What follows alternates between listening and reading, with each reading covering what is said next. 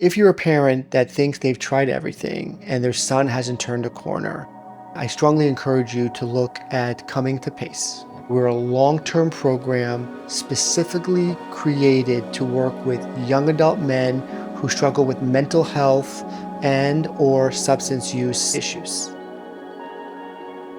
Looking back over the 25 years that I've been doing this professionally, what gives me the most hope is how far the field of mental health and addiction treatment has gone. One of the things we do well at PACE is we identify areas of need based on what we were seeing walk through our door.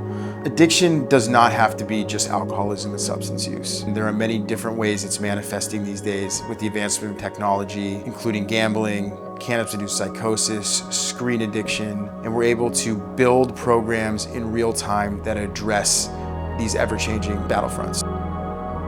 So as a program, we are duly licensed. So we are licensed to treat primary mental health and primary substance use disorder. So we really have to address both of them for them to be effective in their recovery.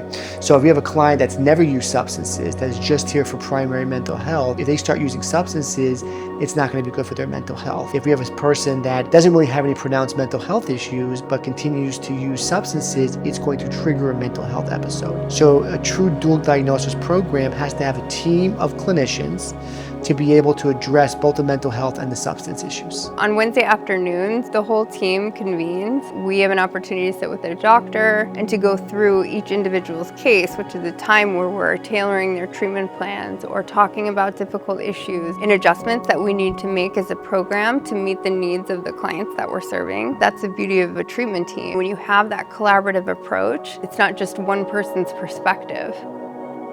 I believe in long-term treatment. I think 30-day programs just aren't enough. It takes weeks and weeks just to stabilize someone.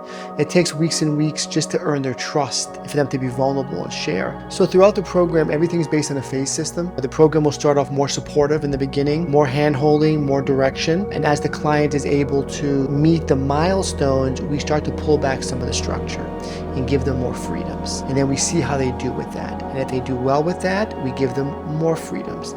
If they are starting to struggle, we can pull freedoms back and increase the structure. The client starts to dictate what that looks like for themselves, which can be really empowering. If we're the ones that are always dictating the treatment course, that's not motivating.